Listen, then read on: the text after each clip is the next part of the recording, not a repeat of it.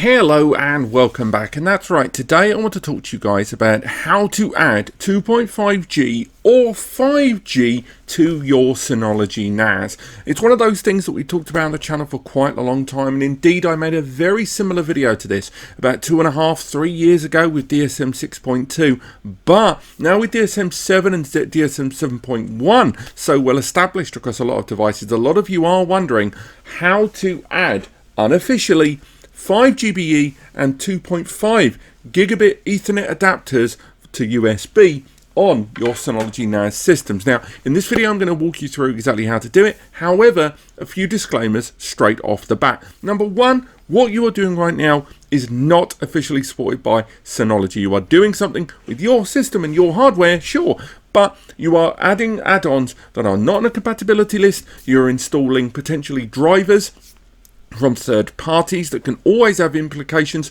on stability or even security. And if you're going to follow any of the steps in this guide, make sure one, you've got all your backups in order and regularly in place, and two, that you're not going to be utilizing this for any kind of long-term kind of mission critical connections. I say that because in a heartbeat there could be a DSM update that completely nullifies all the things you're going to do today, or even worse. On top of that, there is still questions of this being a third-party driver that's been adapted from certain Realtek components that can occasionally lead to these dropping in terms of connectivity, and you have to restart the process in some areas. So do just factor all that in if you're going to be following this guide on how to add 2.5G or 5 gig USB adapters to your Synology NAS. But let's go.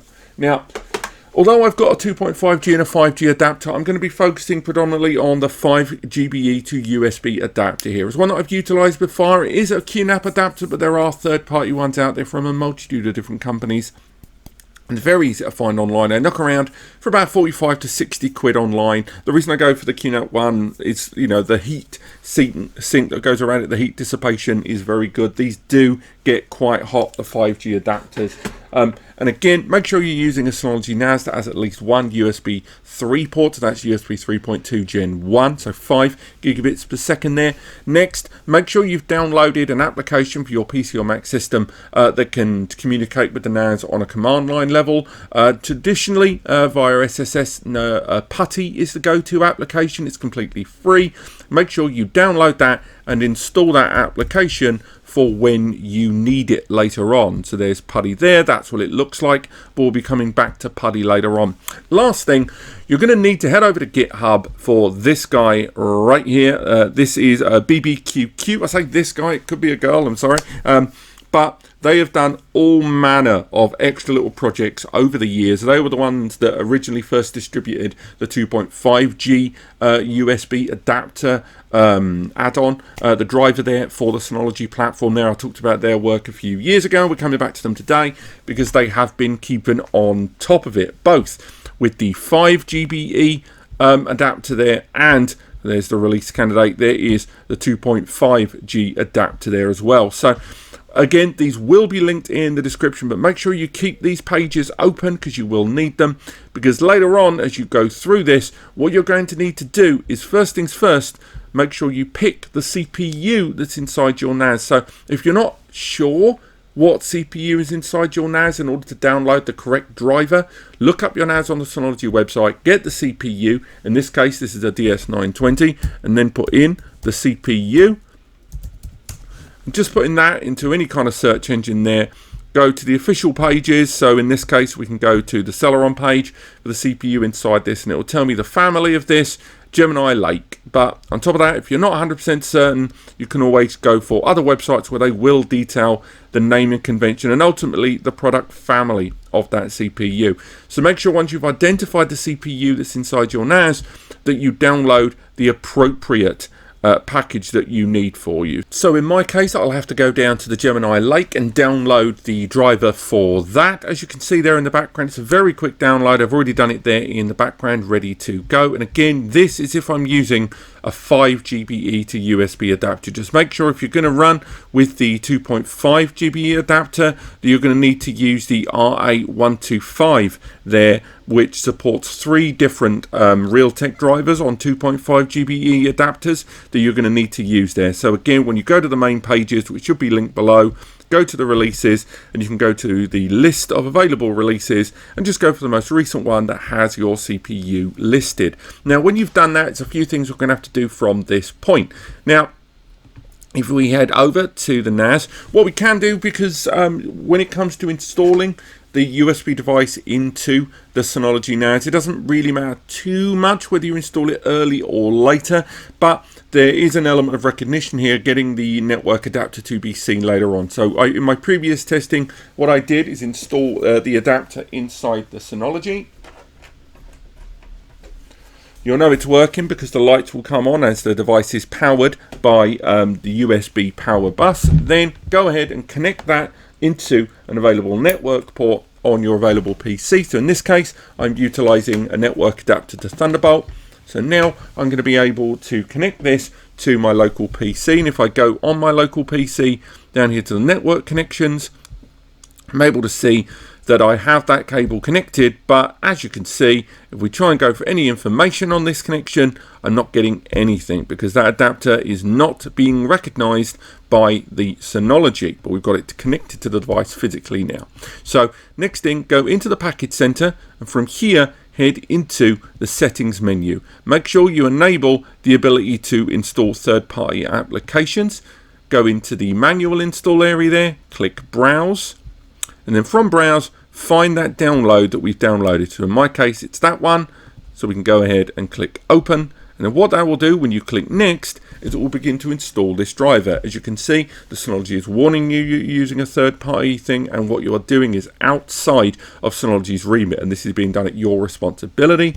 Click agree if you agree to that, and then what you need to do is click done. Now as the information on the screen denotes, when you do click done, it won't immediately work. In fact, what you'll see on screen when you do it for the first time is it will often fail for the very first time. Now in my case, it didn't fail. Why didn't it fail? Because I've already installed this for the first time, and as you can see, that driver is right there. But in your case, it will fail, and when it does fail, this is how you get around it. So going back to the original page here that had that upload, you can see as it states the installation will fail for the first time, and what you need to do is run this SSH terminal command, this one right here. So in order to do that, we need to access our Synology NAS via that SSH command line. So go into the control panel, go into terminal and SNMP, put a tick next to SSH service and click apply. Once you've done that, go ahead and open the PuTTY application.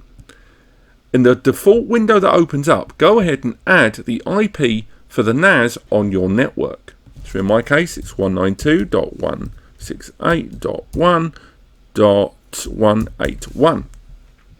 Make sure you've ticked SSH and then click open. As you can see, PuTTY has opened. What you need to do is enter the admin credentials for your NAS. Now, it's worth highlighting when you're doing this that the password will not appear on screen. So although you can't see me typing, I was typing. And as you can see, now the Synology has allowed full access to the NAS. So from this point, we can start adapting some of those settings internally when your version of the installation of that driver failed. Now in PuTTY, you need to apply that line of command into PuTTY. Make sure you've logged in with the admin credentials before you do so.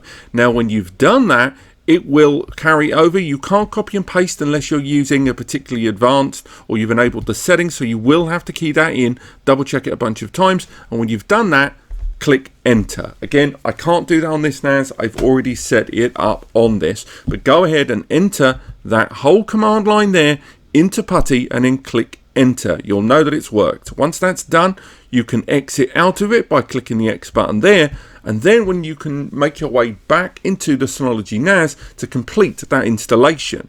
Now, when the installation is complete, you should see a brand new icon appear on your list of available packages, the AQC111 driver that you've already installed in this system. If it hasn't appeared, do restart your Synology NAS, because often it can be the case that you need to restart the system to get that done. If it still doesn't appear on that list of available applications, go back into PuTTY and re-enter the command that you've just given. This should enable that to turn on, as the installation, the provisional installation, would have completed there.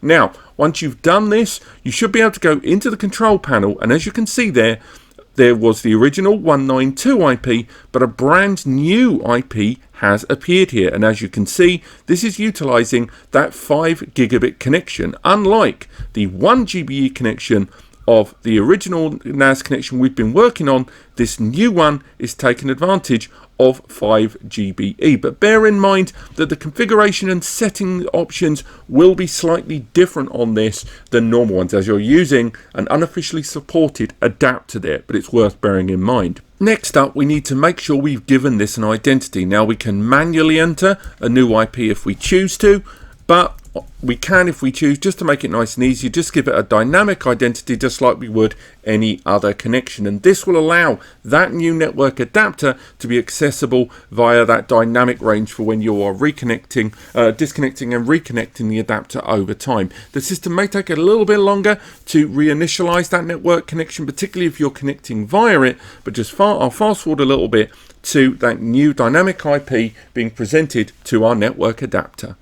So now, as you can see, our IP, it now has a new dynamic IP with which we can connect to this device. So if we make our way back into the Synology Assistant tool, we can go ahead, search the local area network, and now the DS920 is being listed twice on the 1 GbE connection and our new 2.5 GbE connection. And what we'll do is we'll go ahead and start mapping ourselves a mapped network drive there. So we'll let that finish because we can't cancel it. And now we'll right click, we'll map a network drive, we'll click next, we'll use my credentials,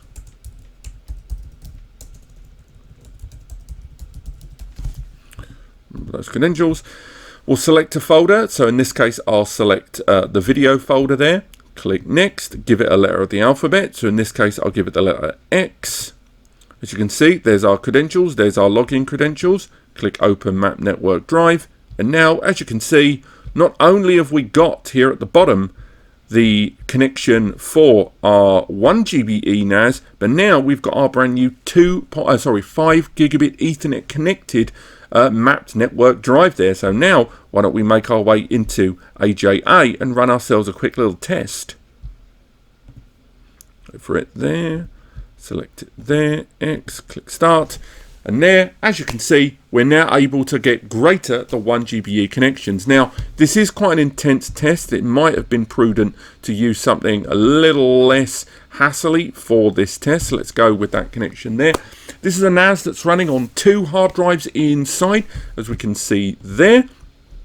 Open up the storage manager with this NAS running on 2 WD-RED 4TB hard drives, so not exactly enterprise. Now, if we were using several drives in a RAID 5 environment, this would have cranked out 500 megs absolutely easily. But overall, even with 2 WD-RED hard drives there, it gives you some idea about the bottleneck that we're seeing on a 1 gig connection there. And now this older NAS, the DS920, that's well out of warranty, can now sustain a 2.5 and a 5 GbE connection if I choose. Now, again, this guide has been made for DSM-7 and with enormous credit to BBQQ there on GitHub. I will hopefully make a written version of this guide below over for NAS Compares. And again, I have recommended a few 2.5 and 5 GbE adapters in the past, so I recommend you check those out. But just bear in mind that what you are doing is outside of Synology's remit there, and it could be dicey down the line. But there's still no avoiding that if you're going to have a system that's got a 10G connection or a 2.5 or a 5 gig connection, or you just go out and spend 20-30 nicker and get 2 of these, one for your Synology and one for your host system, you're going to have some great performance bandwidth options available to you. Just make sure you're aware what you are doing is potentially going to invalidate your warranty. But other than that, thank you so much for watching. I hope you found this video helpful. I know it's been a while since I've readdressed this when we did the DSM 6.2 video. And I think I was holding back when I thought some of the newer gen Synologies would have 2.5G. Now, some of them, of course, the 93, 73, they've got 10G optional upgrades, which is nice. But as soon as I saw the new gen had 1 gig, I thought I'd readjust this subject. So do let me know if it's appreciated, or if you've got any questions about, your personal setup. Because remember, we are running unofficial. Let me know in the comments below or in the article linked. And if this video has helped you, and if you are going to shop at Amazon anyway, make sure those two things are true.